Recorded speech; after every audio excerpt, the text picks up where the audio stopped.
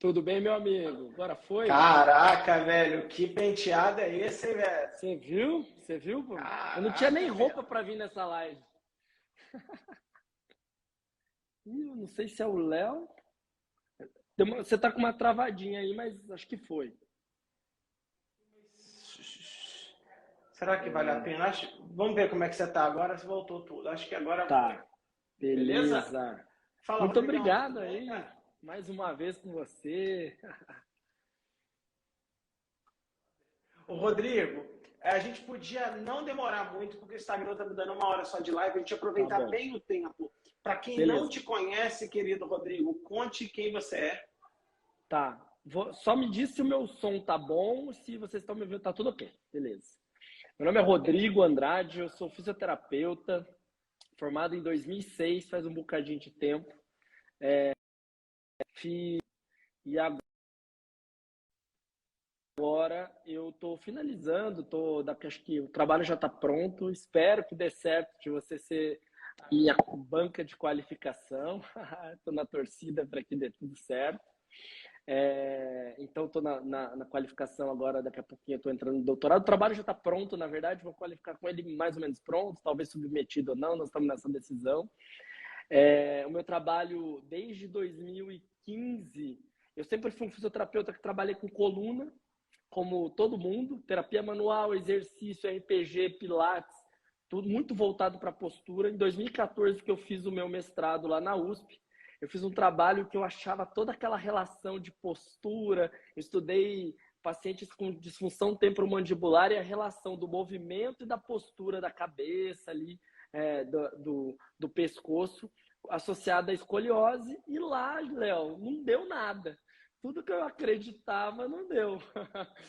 E lá foi um barato que lá eu comecei a falar, caramba, mas eu acreditava em tudo isso, o que aconteceu? E aí meu laboratório foi maravilhoso, Maurício Magalhães, seu aluno, o Gabriel Leão, do Joelho com Evidência, Patrícia Penha, o Fábio Renovato, e eles me abriram a cabeça na época e começaram a falar, olha, tem uma coisa chamada prática baseada em evidência, vai estudar isso aí. E aí eu mergulhei nisso, e aí eu estava no laboratório, vou contar como é que eu cheguei. E aí eu te conheci o Rodrigo Vasconcelos na época do Facebook, aquilo foi pirando a minha cabeça, assim, foi muito maluco. E aí eu estava lá no laboratório e a Patrícia Jundipen, uma grande amiga, ela veio a ser minha coordenadora da graduação da PUC, quando eu dei aula lá, tudo. Ela estava começando o doutorado dela e ela estava fazendo um trabalhinho com esse aparelhinho aqui chamado escoliômetro, que era a prevalência da escoliose no estado de São Paulo. E aí imagina você, ela tinha avaliado 2.562 adolescentes, era o cálculo amostral dela. Ela, como aluna de doutorado, tinha entrado, 2 alunas de mestrado desistiram do trabalho, tá? E aí eu tava lá no laboratório, ela falou, e aí, meio maluco, aquelas coisas meio minha que você conhece, ela falou, você não me ajuda? Eu falei, não, top, vamos embora. E a ideia, Léo, era saber se o RPG funcionava. Então eu ajudaria ela no rastreamento. Quem a gente encontrasse ali com escoliose, eu iria fazer o tratamento com RPG. E aí a minha orientadora, né, hoje ela é minha orientadora também, né, na época eu já tinha terminado o mestrado, mas a minha orientadora, futura orientadora do doutorado, falou, olha, você tem que procurar alguma coisa que comprove, que já tem estudo, para você comparar uma coisa que ainda não foi testada com uma coisa que já foi testada. Eu encontrei o método CIAS lá na Itália, em 2015, e aí eles tinham alguns estudos, mas não tinha muito, eu não conseguia, era muito difícil você reproduzir o ensaio clínico deles. Ela falou, você não pode ir, eu não tinha muito dinheiro, né? Falo, fisioterapeuta muito normal. Eu fui em janeiro, fui 3 vezes para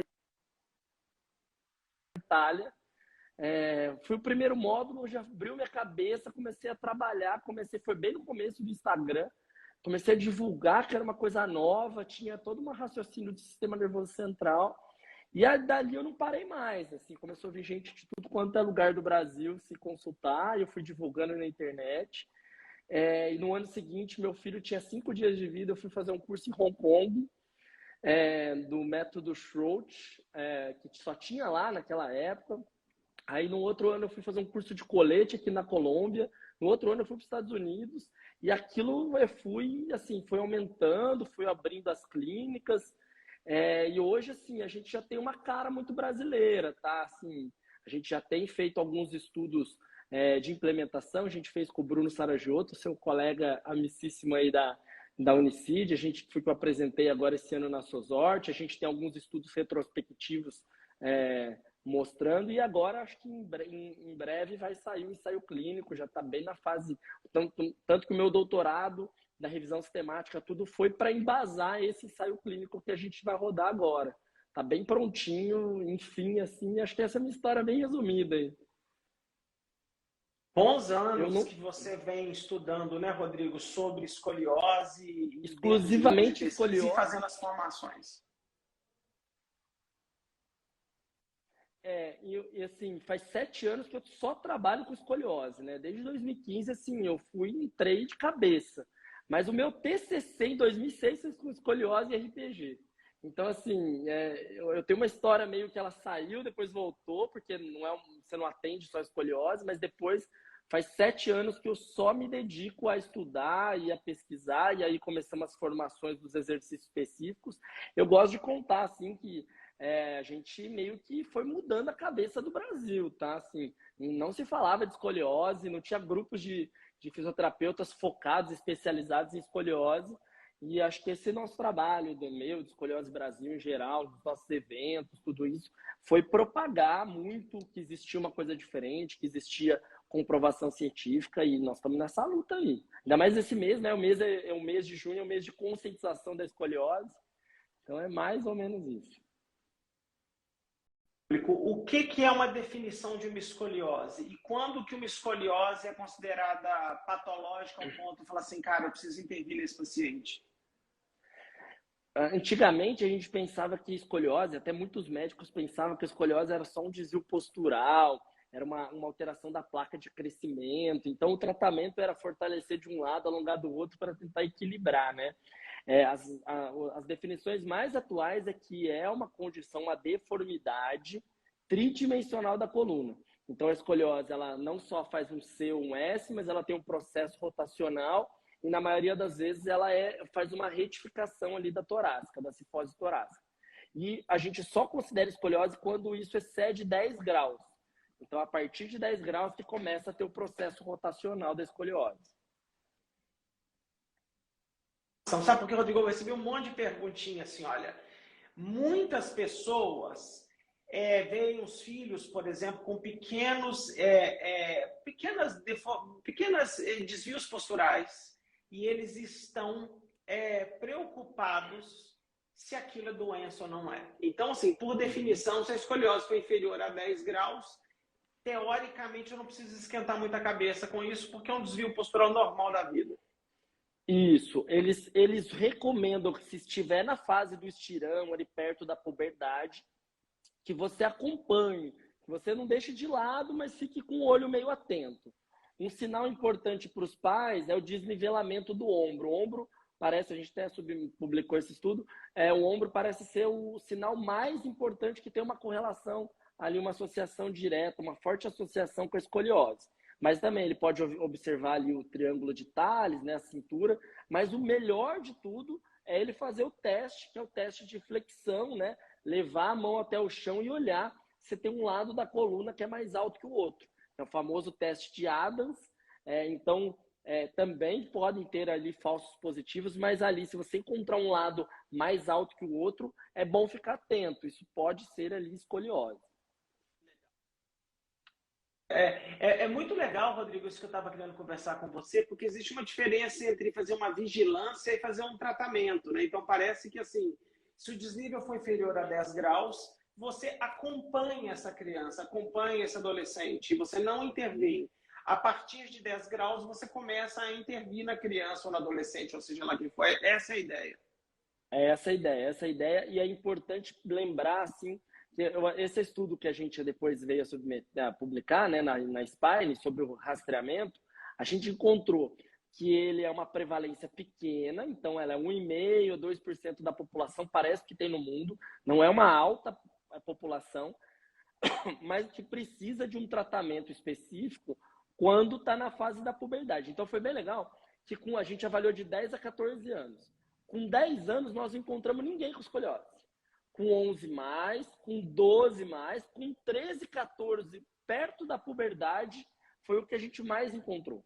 E até depois a gente até considerou que talvez os programas de rastreamento eles devam ser um pouquinho mais expandido ali, principalmente nos meninos de 15 a 16 anos, porque o crescimento é diferente entre as meninas e os meninos.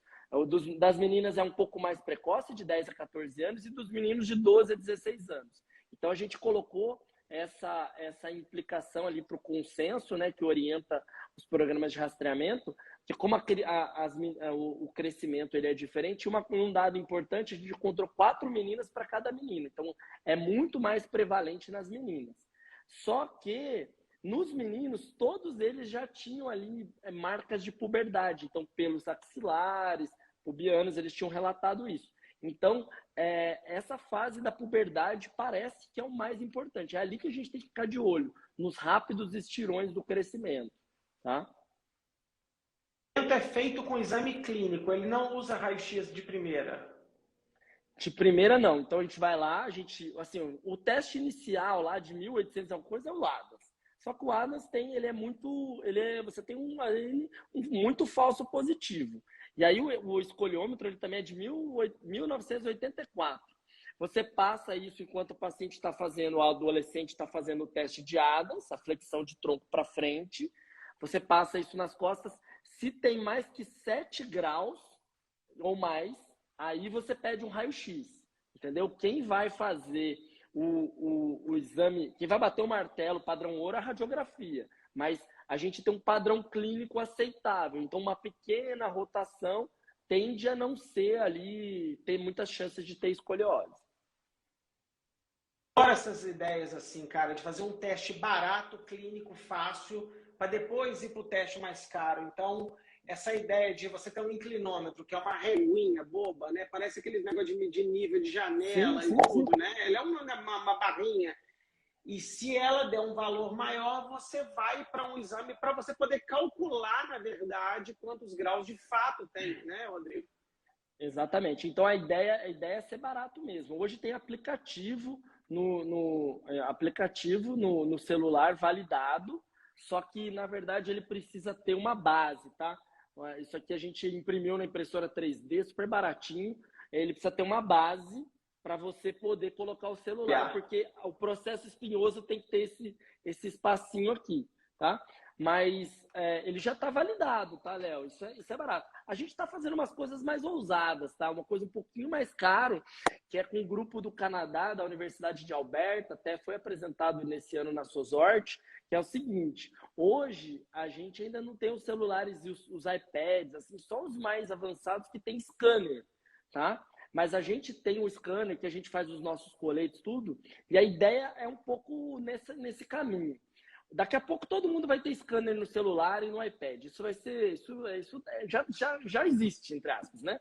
A ideia é a seguinte: a gente pegou mais de 500 pacientes, então um banco de dados nosso do Escoliose Brasil, é o scanner 3D do corpo do paciente, só que a gente tem um scanner próprio ali, que hoje ainda é mais caro, mas no futuro não vai ser. A gente vai escanear o corpo do paciente, então a gente pegou o nosso banco de dados e o banco de dados lá de Alberta, no Canadá, lá da universidade deles. A gente pegou o raio-x e a topografia 3D do corpo. Os caras fizeram uma fórmula matemática, uma inteligência artificial para associar o tamanho do grau com o que o corpo do paciente mais ou menos diz. Então hoje a gente já tem, vai ser um aplicativo, também a ideia é isso ter para a população. Hoje a gente já sabe se a escoliose é leve, moderada ou grave. E agora o segundo passo é a gente ter 300, 400, 500 alunos que não têm escoliose, para no aplicativo você como pai falar assim: nossa, eu estou desconfiando da Belinha aqui, Deus me livre não seja, né? Bate na madeira. Mas estou desconfiando. Eu pego meu celular, faço um scanner do corpo dela, dura 5 minutos. 5 minutos, faço o quê? Ah, tem escoliose? Tem. Tem chance de ter escoliose, né? Tem. É leve, moderado ou grave. Então, inteligência artificial, né, esses caras com essas fórmulas matemáticas, eles estão ousando um pouquinho mais. A gente está participando dessas pesquisas.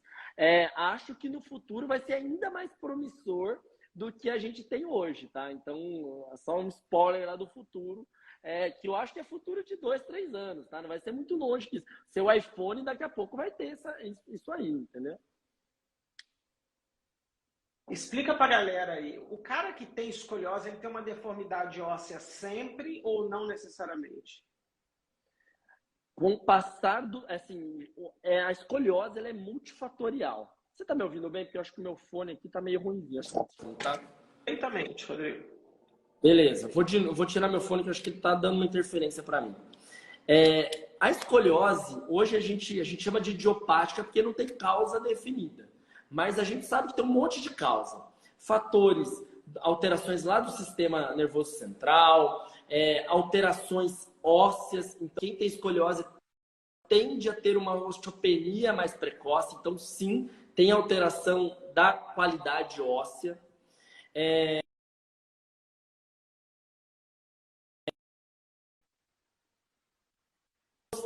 Tem sim mudanças. Por isso que assim, a gente não gosta muito de usar esse nome, mas aí que quebra o princípio de ser algo postural, entendeu? Então, sim, tem uma alteração óssea com o passar da progressão da curva. Tem alterações genéticas que acontecem, alterações no sistema muscular, no sistema facial, tem estudos com vitamina D e cálcio, mostrando ali revisões sistemáticas, mostrando que pode sim ter uma associação. Então, a gente sabe que não é uma das causas que você bate o martelo e fala é uma coisa só. Mas parece que os estudos genéticos eles têm um bom caminho pela frente. A gente acabou de publicar um na BMC, que foi bem interessante. A gente avaliou o polimorfismo de uma proteína que ela acontece na síndrome de Marfan. Então, a síndrome de Marfan, uma das consequências ali da síndrome é a escoliose. E eles têm uma alteração do tecido conjuntivo. Esse estudo foi feito na China, eles não encontraram nenhuma associação e na população brasileira a gente encontrou. Então, ali a alteração do tecido conjuntivo pode ser uma dessas causas da escoliose. Então, a alteração do DNA parece que no futuro também testes genéticos podem ajudar a prever se vai ter ou não escoliose. O que a gente não encontrou é uma relação com a progressão.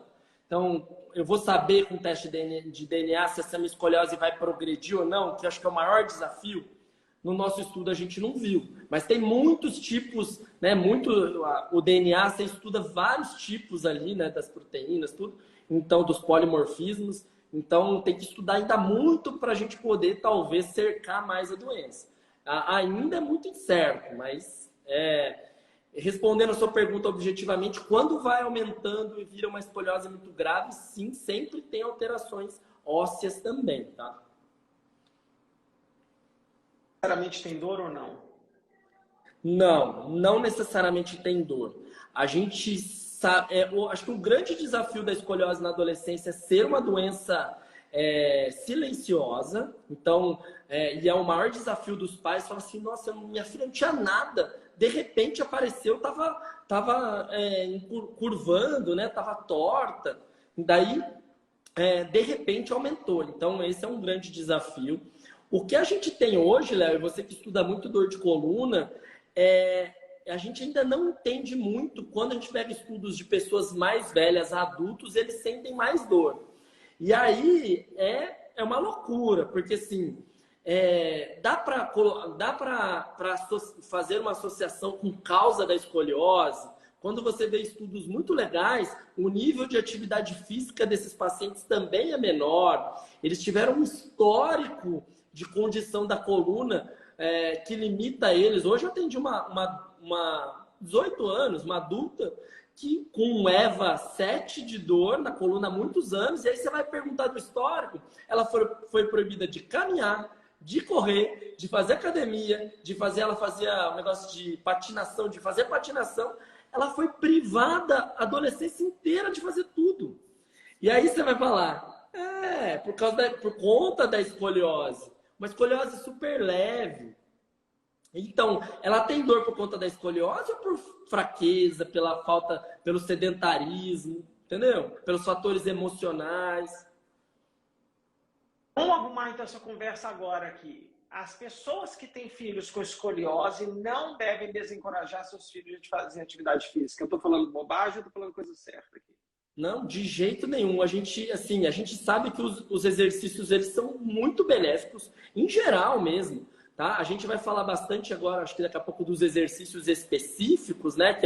Mas, assim, temos estudos de core mostrando bons efeitos. Então, assim, quando a gente pensa em exercício em geral, né?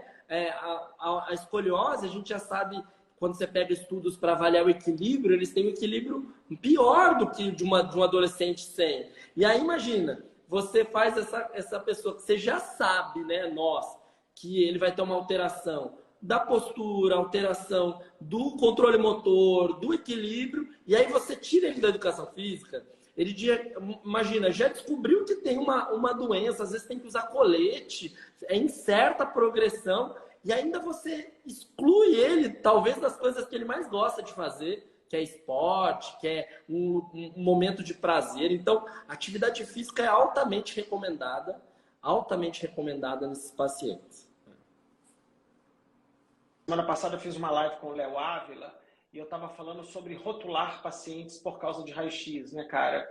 E uma das coisas, né, nós dois temos filhos mais ou menos da mesma idade, e a minha filha tem uma amiguinha na escola, fala assim, a amiguinha não pode fazer nada de atividade física porque ela tem um problema no joelho. Eu falei, bola, deve ter uma luxação assim de bande de patela, alguma coisa muito grave. Não é, cara, sabe? Assim, é uma coisa que a gente precisa talvez conversar mais com pediatras, com ortopedistas, essas coisas todas.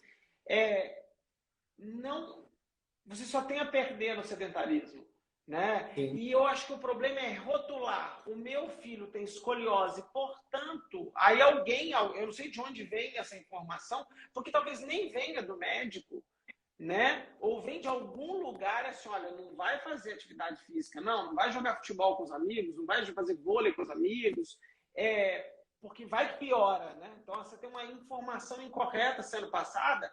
E o que você falou que é muito legal, que está associado com dor crônica, é níveis de depressão, baixo nível de interação social com as pessoas, né? Baixo nível de atividade física. Isso tudo faz com que o sistema nervoso todo fique mais irritado e esse cara desenvolve dor crônica. E não é incomum crianças com dor crônica. A tia, que é a esposa do Bruno, que você comentou, a gente está fazendo um estudo longo de observação de dor incapacitante de crianças e adolescentes. E não é baixo. Não é baixo. Então, eu fico muito preocupado. Uma criança, sei lá, cara, com 15 graus de escoliose, eu gostaria muito de entender de onde que está vindo a informação que essa criança não pode fazer atividade física, né? Ou começa a inventar firula demais, né? Só pode esse tipo de atividade física ou aquele, e a criança não gosta. Né? Fala, vai pra academia. Ela falou, não gosta, ela não vai fazer, né? Adulto não faz. Que é a natação, né? Na escoliose, o que inventaram foi que a natação é o melhor tratamento que existe, porque natação, entre aspas, a gente foi aprendendo que era bom, era completo e não tinha impacto. Então, a natação virou, assim, por muitos anos, e até hoje tipo, a melhor atividade física para quem tem escoliose. E aí a gente tem estudos que acompanharam pessoas que fizeram natação como um tratamento ali. Não fazia nada, só fazia natação. E o que aconteceu? Elas pioraram como qualquer pessoa que piora. Porque a escoliose é uma doença que progride durante a fase de crescimento. Então, a natação é uma ótima atividade física, ela é altamente recomendada se a pessoa gosta de fazer. Mas ela não é um tratamento para escoliose, ela é só uma ótima atividade física, né? Quando você falou, como? A natação ainda tem o problema que ela é simétrica, né? Então as pessoas acham que como o nado, o gesto do nado é simétrico, talvez vai ajudar na progressão, o que não é verdade também. O que não é verdade, precisa de um tratamento específico, até porque a gente precisa avaliar, reavaliar, entender e acompanhando. E a natação vai ser um profissional da educação física que vai ensinar uma prática esportiva. Não tem nada a ver com tratamento, né? Então, assim, acaba nem tendo um parâmetro, né? Os pacientes acabam piorando mesmo, não tendo nenhum tipo de informação. Mas eu ia falar uma história para você, quando você falou ali dos adolescentes que acabam, né, você falou da dor crônica pensando nos fatores, né? Tem um fator que é muito importante, que é o que a gente não recomenda para dor crônica, é ficar mostrando os exames para o paciente, né? Ó, sua hérnia de disco tá aqui. E aí, Léo, foi muito maluco o que aconteceu. Eu pirei uma fase, tá? Pirei. Eu aprendia que eu tinha que ensinar o meu paciente de escoliose o que ele tem para ele poder fazer o exercício certo, se corrigindo. E ao mesmo tempo eu li um monte de coisa de estudo de dor crônica que falava que eu não podia mostrar. E eu falava, puta, e agora? Que sinuca de bico, para que lado que eu vou, né? E aí, cara, o mais maluco é isso, assim. Porque será que esse adolescente lá atrás, ele também não vem a ser um adulto com escoliose, porque a vida inteira ele olhou aquilo e falava, você tem escoliose, olha como minha coluna... Então, o padrão de movimento vai mudando, vai evitando, vai tendo evitação, vai tendo medo do movimento. Então, isso, na verdade, não tem nada que... Não tem um estudo que fala todos esses fatores. Mas, estudando dor crônica, essa, para mim, é uma das grandes... Assim, todas essas são suposições do porquê os adultos têm mais dor crônica, tá? Com escoliose, tem mais dor crônica. Por exemplo, a gente fala muito, né, em inglês, a gente chama de self-management, né, que a pessoa cuidar da própria saúde, né, dela saber se cuidar. Eu dei muita sorte na única doença crônica que eu tenho, que eu sou um asmático. E eu acho que eu dei sorte, porque a primeira pessoa que cuidou de mim, ela começou comigo, meu diagnóstico veio com 7, 8 anos, e me foi ensinado assim, cara, de vez em quando você vai ter umas crises aí que você vai tossir, vai sentir um pouquinho de falta de ar, cara, mas toca a vida. Isso não vai te impedir nada. Você pode brincar, você pode fazer tudo, você tem que usar esses remédios, né? Eu sou da época do Aerolinha ainda, que era o que tinha na época. Tomei corticoide um pouco na infância e tudo. Meus pais, ainda óbvio, né? Quando precisava, alguma coisa assim. Mas é engraçado, cara, que eu acho que eu dei tanta sorte. Eu nunca me senti rotulado por ser asmático. E até hoje, cara, eu brinco muito com algo assim, cara. Eu sei quando eu vou começar a ter crise. Sabe, tipo assim, cara, eu não sei nem explicar. Eu falo assim, cara, amanhã vem. Aí eu começo a tossir e tal. Aí eu já começo a fazer minha medicação, já começo a inalar. E eu levo muito de boa, muito de boa. Desde pequeno, desde pequeno. O meu maior medo com essas crianças é o contrário. Falar assim, filho, você tá torto. E eu acho que isso é perigoso. Eu acho que a forma de educar as crianças importa. Então, acho que assim, o menino olhar para o raio-x e falar, cara, eu tô torto, eu não vou conseguir fazer atividade física. Eu acho que, de fato, a gente tem que preocupar com passada para as crianças, para elas cuidarem da própria coluna, se exercitarem de forma adequada para melhorar esse alinhamento, sem que isso vire uma paranoia na vida deles. Uma limitação para a vida diária. Não, eu não tenho dúvida. Eu acho assim que a gente está passando por uma transição de informações. Então, os aspectos clínicos, biomecânicos, eles eram muito presentes.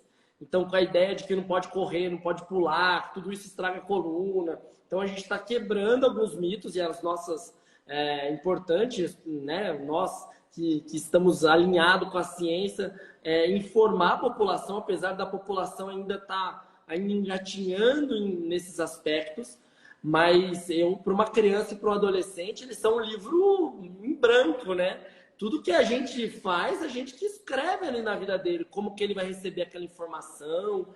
A gente toma muito cuidado. Nossa, eu e minha equipe, a gente toma muito cuidado, porque a gente sabe quanto isso é importante. E a escoliose é só mais uma condição associada à coluna vertebral, né? Ela não é só, ela está longe de ser só de lombar.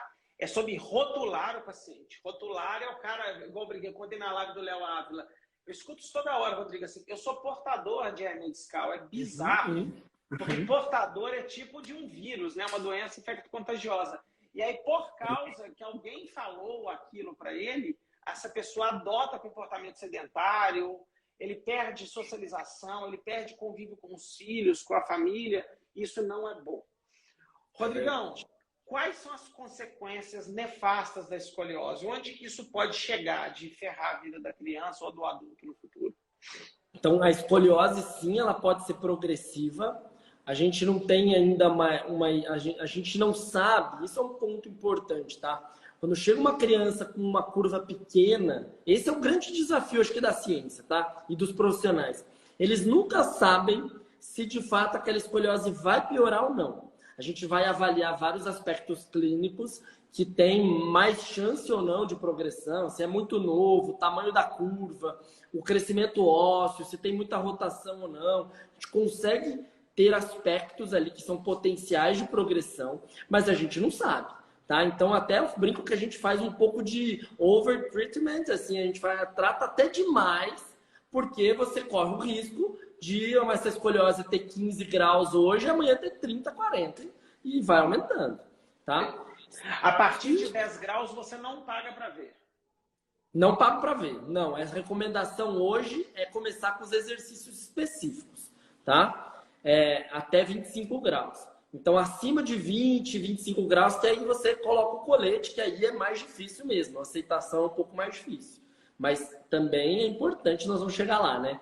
É importante a gente pensar o seguinte: se a gente não cuidar, essa escoliose aumentando, aí sim, mais de 80 graus eu posso ter da capacidade respiratória. Esse paciente pode vir a ter mais dor crônica por alterações mecânicas da coluna mesmo, tá? Que existe. Se for lombar, muitas vezes existe mais estenose, existe mais artrose. A gente não pode esquecer que existe um aspecto biomecânico acontecendo, patológico acontecendo, em curvas graves. Claro. Tá? Porque a gente pensa que tudo é do sistema nervoso central, mas não. Tem nervo dói, né, Léo? Compressão de nervo dói, né? Então, é importante. Esse paciente vai ter uma alteração biomecânica, estética, uma deformidade do tronco que altera os aspectos psicossociais mesmo.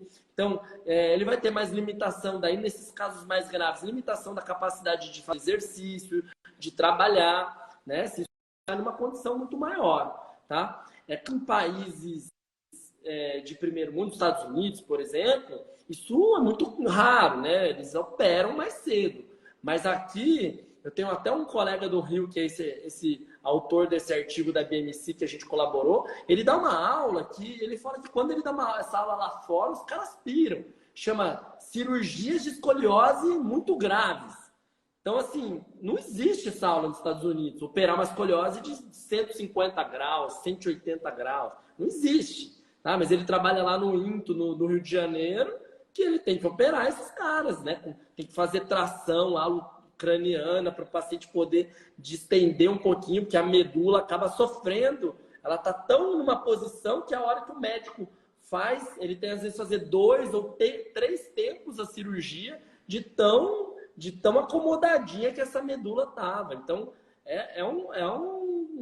então assim, é muito mais importante do que a gente imagina. Brincadeira agora. 10 graus ou menos eu fico tranquilo, 10 graus ou mais eu ligo o alerta. Agora vamos para o pior cenário. Quando que é cirúrgico, Rodrigo? Qual que é o ponto de corte para a cirurgia? Tá. Hoje o que a ciência tem falado é entre 45 e 50 graus, porque existe aquela margem de erro do examinador ali de 5 graus no exame de imagem. Então ali 50 graus, a gente vai falar em 50 graus começa a ser cirúrgico, tá? Todo mundo que tem 50 graus tem que operar? Não. Mas se o tratamento conservador não está indo bem, se o paciente ainda tem muito que piorar, ou seja, ele é muito novinho, né? Assim, e aí ele daí ele começa a já ter uma indicação cirúrgica, porque o grau é muito grande. Aí eu gosto de fazer uma analogia com o futebol, Léo. É o seguinte, a escoliose nada mais é do que o Cruzeiro tá jogando contra o Real Madrid, tá? Então, se eu tô no começo do jogo, é só um jogo, final do Mundial. Se eu tô no começo do jogo, eu tenho muito tempo para segurar o Real Madrid. Agora, se eu tô no finalzinho do jogo, eu tenho pouco tempo. Então, às vezes eu tenho 45 graus, mas já está terminando o estirão do crescimento, eu talvez consiga segurar. Agora, eu tô lá no primeiro minuto de jogo. Contra o Real Madrid vai ser difícil segurar. Às vezes é o turno e retorno. Tem que jogar 5 vezes contra eles. porque ainda tem 10 anos, 11 anos, vai crescer tudo pela frente e já tem uma indicação ali próximo da cirurgia. Então, a relação é crescimento ósseo com o tamanho do grau. Tá? Se o grau é grande, meu adversário é difícil. Se o grau é pequeno, meu adversário é mais fácil. E o tempo ósseo, do crescimento ósseo, é o minuto do jogo. Tá? Vamos lá, então só para as pessoas entenderem, ficou claríssimo para mim, em torno de 50 graus ou mais, está progredindo, o menino é muito novo, tem muito para crescer ainda, provavelmente esse menino vai evoluir para cirurgia. E o treinador é onde você é o expert do assunto. Então, no meio do caminho, entre 10 e 50, tem o Rodrigo, tem o Escoliose Brasil, tem bons terapeutas que podem atender isso. O que tem hoje legal? O que mudou? Vamos conversar sobre tratamento conservador. Incluindo colete, tá, Rodrigo? Aí você fala do colete na hora que você quiser. Tá. Os exercícios, né, de fisioterapia, eles foram tendo um raciocínio um pouco diferente do que a gente aprendeu. Então, hoje, a SOSORT, que é uma organização ali do tratamento conservador, ela orienta uma coisa chamada exercícios específicos de fisioterapia para escoliose, que para ser exercício específico precisa fazer autocorreção tridimensional, que é o paciente entender o que ele tem, por isso que eu falei que a gente mostra o raio-x, e a gente, por comando verbal, por orientação, por contato ali, ele vai aprender como ele faz a correção, como ele se arruma, porque isso vai fazer um treinamento cerebral ali, vai fazer um novo aprendizado daquela nova postura. E aí o cérebro vai equilibrando aqueles músculos porque ele vai ficar mais tempo arrumadinho. Então o paciente que é assim, você ensina ele faz exercício todo dia, na frente do espelho, se arrumando, para que ele comece a ter um novo aprendizado no que é o certo e do que é o errado, entre aspas. Atividades de vida diária, então você precisa orientar isso dentro das funções, das atividades de vida diária desse adolescente. Tem algumas chamadas de posturas estabilizadoras, então você faz essas autocorreções em posturas de estabilização, por isso que aí entra o core, entra toda a musculatura ali de tronco mesmo, e orientação da família, do paciente, tudo isso tem que estar abrangendo ali nessa coisa de exercício específico, tá? Então são alguns pilares, aí tem vários métodos, né? Você tem o CIA, você tem o Schroth, então tem vários métodos. Hoje são os dois métodos, até que na minha revisão sistemática, que se mostraram ali que tem mais resultado, efeitos positivos, tá?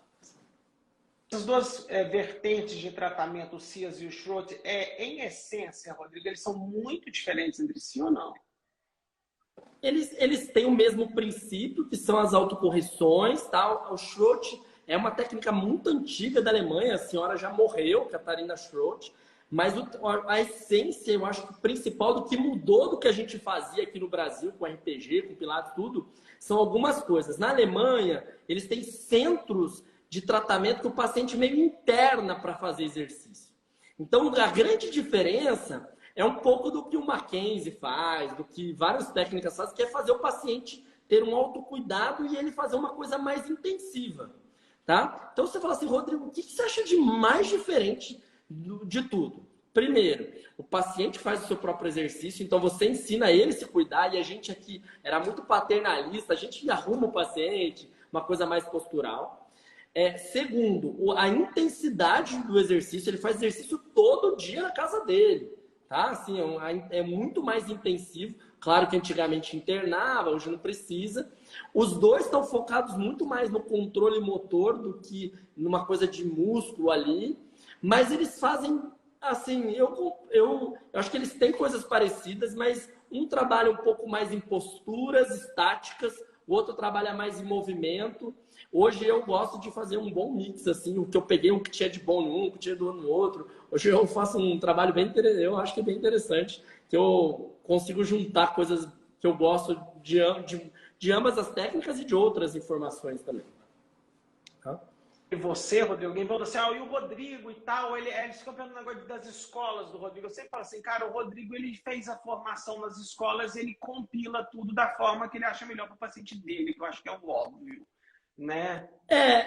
Eu acho que é isso. Hoje, o que a gente fez, né? Assim, um pouco do que a gente tem feito. Eu achava que não tinha muito padronização nos exercícios, nas evoluções dos exercícios. Então a gente pegou a classificação que é mais utilizada no mundo, que é a classificação de Lenk para escoliose, que ela classifica a escoliose em 6 tipos. É 1, 2, 3, 4, 5, 6 por tipo. Antigamente a gente falava, é mais torácica, é mais lombar, é tóraco-lombar, é mais ou menos isso, só que ele classifica com alguns critérios. E a gente fez essa autocorreção padronizada para cada um. Por quê? Porque daí a gente tem mais reprodutibilidade do método na avaliação e também a gente utilizou critérios clínicos e radiográficos para direcionar o fisioterapeuta para qual exercício ele deve fazer para aquele determinado paciente. Então, se o paciente é mais hipermóvel, mais flexível, ele vai fazer mais estabilização, como subgrupos. Se ele é mais rígido, ele vai para mobilidade. Se ele tem muita rotação pelo escoliômetro, ele vai fazer exercício de rotação. Se ele tem muito flatback, que é a inversão da cifose, ele vai fazer exercício para cifose.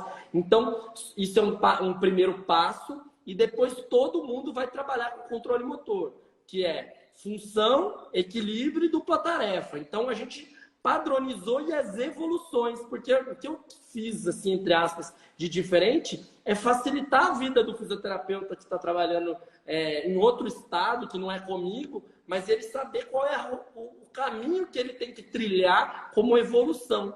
Eu achava que isso era um pouco perdido nos outros métodos, e eu acho que o fisioterapeuta ele precisa de um caminho, de um raciocínio guiado para reprodutibilidade, para ter uma maior reprodutibilidade. Então é isso que o nosso protocolo está trazendo de diferente, mas ele respira, ele bebeu de todas essas águas, ele referencia todas essas águas, acho que é muito importante, tá, as nossas referências. Apesar, Léo, que o melhor estudo, o que levou o meu cristalzinho para o lado positivo, você que ama a revisão sistemática, foi um estudo em específico que ele não tem método, que ele não tem nome, ele fala assim, ó, autocorreção e orientação para o paciente, e orientação do paciente, pode melhorar a escoliose na escoliose osteopática do adolescente, melhorar a qualidade de vida, um ensaio clínico aleatorizado.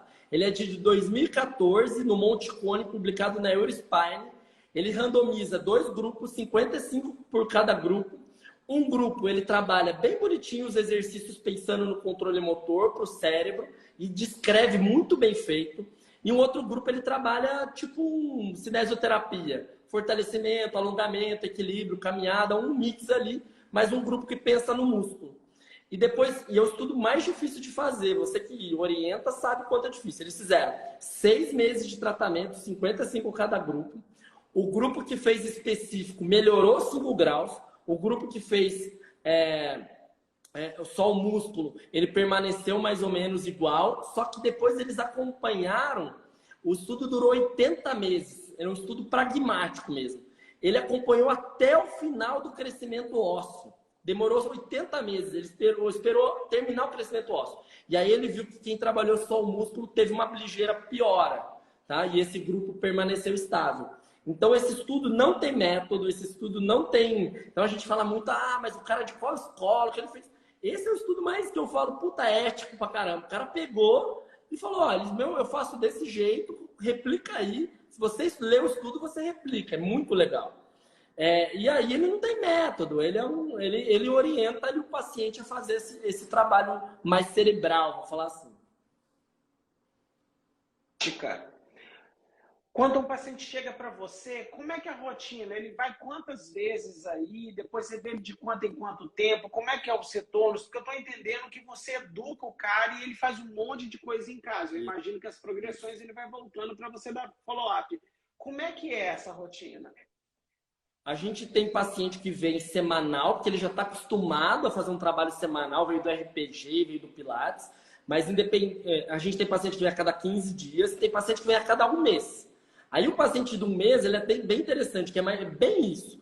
Ele aprendeu a série, que a gente grava os exercícios, ensinando ele a fazer, manda no WhatsApp, ele faz na casa dele 3, 4, 5 exercícios todo dia, por 30 minutos. E ele volta daqui 1 mês para fazer a progressão da carga só. A gente reavalia, vê o que deu e muda.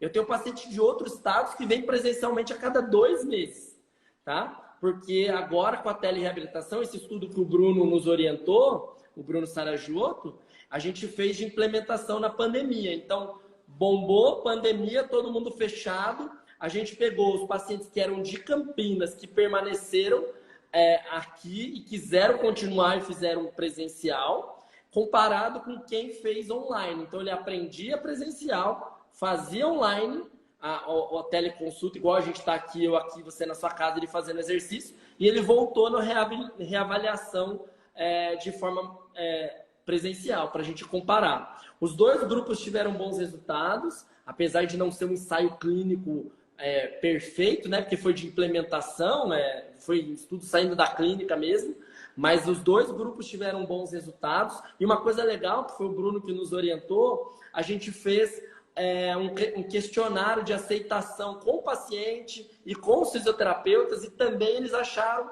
uma alternativa, os dois foram aceitação, foi bem legal. Então, a gente hoje consegue atender gente de outro estado, de outro país, porque a telereabilitação, ela parece ser um bom caminho aí para isso, porque o paciente já é ensinado a fazer em casa, né? Velho, como é que é esse negócio de colete hoje, 2022? Colete é uma loucura, assim, porque o colete, você imaginar, eu gosto de fazer uma analogia muito interessante. O que você tem na sua casa que é de 1945, de 1970, igual, né? Eu acho que nada, né? Então, na minha casa, nada, isso. Então, olha que maluco. Ainda se utilizam coletes que foram desenvolvidos lá atrás. Então, que é o colete daquele de Milwaukee e o colete de Boston, tá? O colete de Milwaukee, ele tem baixa evidência científica. Hoje em dia, em 2022, a aceitação é péssima. O paciente tem que usar colete mais de 20, 21, 22, 23 horas. Então, assim, para mim, se eu tiver uma missão na vida, é acabar com o Milwaukee no Brasil. Essa é a principal missão, tá? E eu estou tentando e acho que estou conseguindo. O Boston, ele é um colete que ele funciona, tá? Ele funciona. Ele foi bater o martelo, olha que maluco, ele bateu o martelo em 2013, no estudo de um cara chamado Einstein, que foi publicado na The New England Journal of Medicine. Então, assim, putz, ali mudou a rotina. Eles nem sabiam se o colete funcionava ou não. Eles pegaram, foi multicêntrico, randomizado. Eles fizeram um grupo usou colete e um grupo não usou. O estudo foi tão impactante, Léo, que parou o estudo no meio, porque quem não estava usando estava piorando muito, tá? Então, aí... Chamado de parou por futilidade, porque o outro grupo está ganhando tão forte que tem que parar. Legal.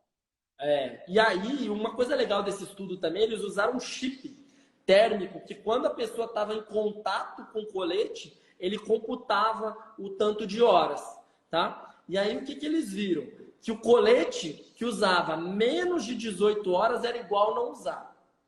E aí, quando você usava mais de 18, 19, 20, parece que 20 horas é um ponto ali de marca de sucesso. Então, a gente recomenda o colete usar mais de 20 horas e tira para fazer todas as atividades físicas, tudo relacionado à água, natação, banho e os exercícios de fisioterapia. Então, o colete ele é tempo dependente. Daí eu gosto do futebol, né? É o Cristiano Ronaldo no time. O Cristiano Ronaldo está no banco de reserva, não está no corpo, não funciona. Se ele está dentro de campo, a chance dele fazer gol é enorme, né? Então, colete tem que estar no corpo. No armário não funciona. E aí hoje, né, com o passar desse tempo... De todo paciente de escoliose que está em... Deu uma cortadinha, mas voltou. Em tratamento conservador de escoliose, deveria também usar o colete de forma concomitante. É essa a regra do jogo ou não?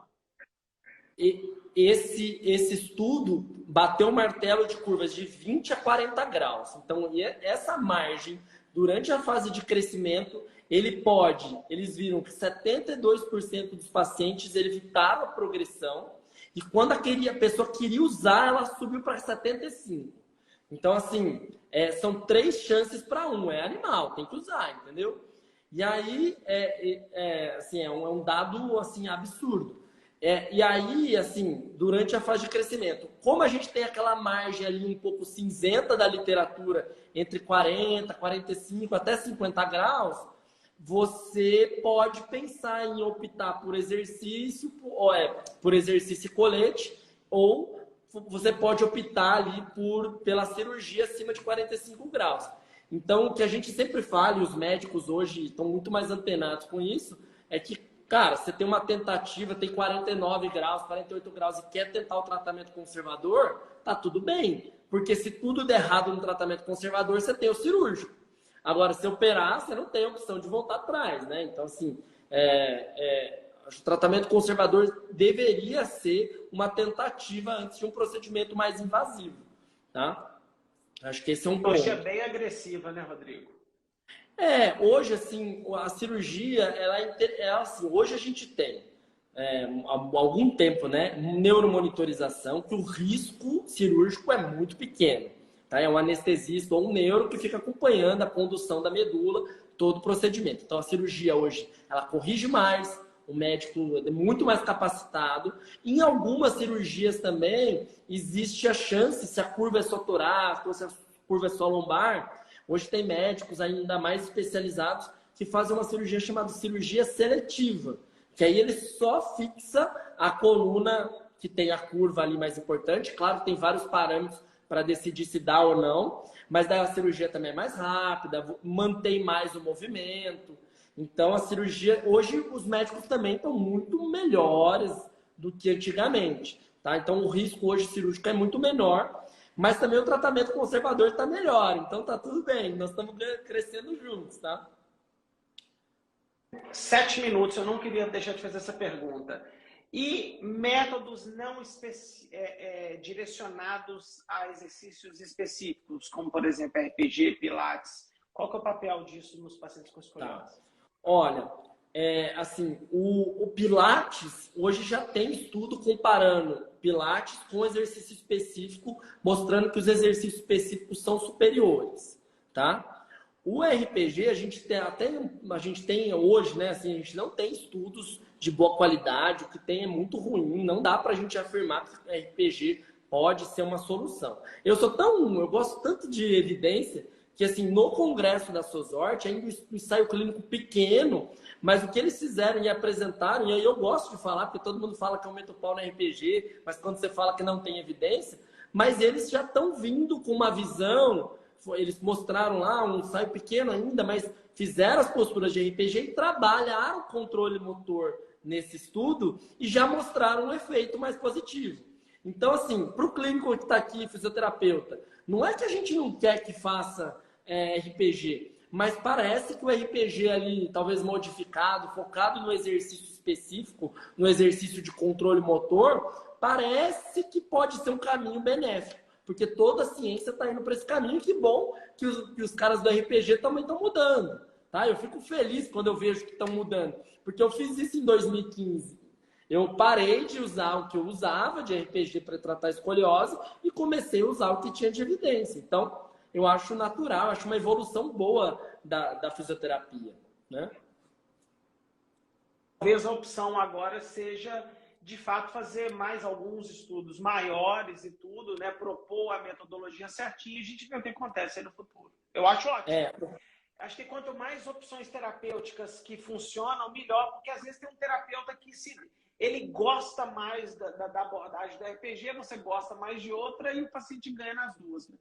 Claro, claro. O que eu vi, assim, né, nessa minha revisão sistemática dos exercícios, que eu englobei tudo que tinha de exercício, é que, assim, um grande desafio é que as metodologias elas ainda são muito bagunçadas, os estudos ainda têm uma fraqueza metodológica muito grande, que a gente ainda não consegue prever exatamente dose ideal, tempo de tratamento ideal. Então, assim, a quantidade que ele pode fazer em casa ou no consultório. Então, ainda carece de metodologias mais fortes. A gente tem alguns estudos nível 1 que puxaram. Então, assim, dando um spoiler, os exercícios específicos, eles têm uma vantagem quando você faz exercício geral, respondendo objetivamente a sua pergunta.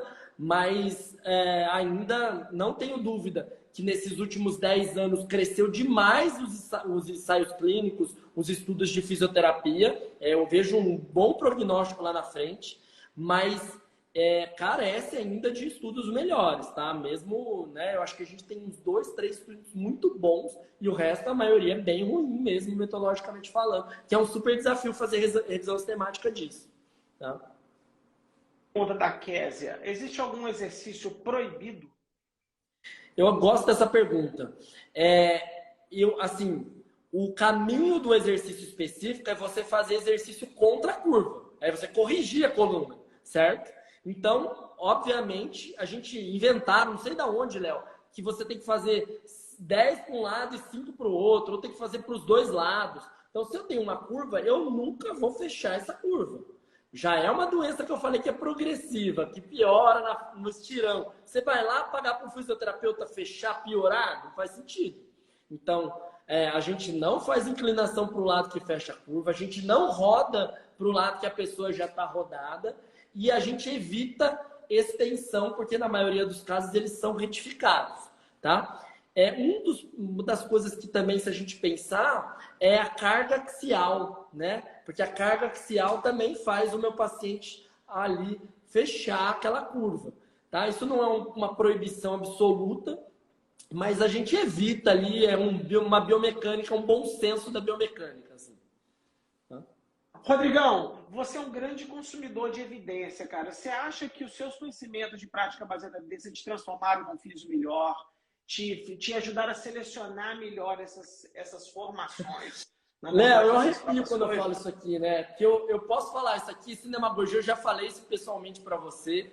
Eu fiz o seu curso, eu não vou saber quando, mas foi mais ou menos nessa época que eu estava meio pirado nessa coisa, que eu era muito mecânico postural. E você sabe que você tem alguns slides, e até eu tenho um slide que eu roubo na minha aula, que é sobre os confundidores, que mudou minha vida, cara. Eu gosto de falar isso, eu sou sincero, fico emocionado de falar, porque você mudou o rumo da minha carreira. Porque eu tinha uma visão mecânica postural, eu era engessado, só que eu fiz uma coisa que eu estava aberto a mudar e doeu me mudar pra caramba. Eu acreditava fielmente que aquilo que eu fazia, que eu fiz por 10 anos antes, funcionava. Eu via melhora. Só que depois, com a ciência, com a prática baseada em evidência, eu fui entender o porquê que meu paciente melhorava. E hoje eu falo que 100% do meu tratamento é baseado em evidência. Eu queria te agradecer. Você sabe disso, já te falei pessoalmente, já gravei vídeo para você. Mas é legal falar, porque, cara, quando você, professor, muda a vida e a carreira, e hoje eu tenho certeza que eu tenho, sei lá, deve ter umas 25 pessoas no meu time hoje, mais.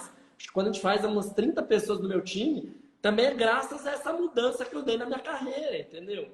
Então, queria agradecer, pessoal, assim, publicamente. Cara, eu gosto de falar isso, sabe? Porque você falou uma coisa mais importante do que o conhecimento. É a abertura a uma coisa nova, né, Rodrigo? Acho assim uma coisa muito legal que eu vejo assim, com o Léo semana passada. Ninguém ensina mais para os pacientes. Nós dois talvez somos da geração bezetacil quando a gente era criança, que era um bom medicamento. Por que a gente foi para outros? Porque surgiu coisa melhor, cara. E só surgiu porque tem pesquisa. Olha que legal você me dizer dentro dessa live que talvez possa ser uma terapia baseada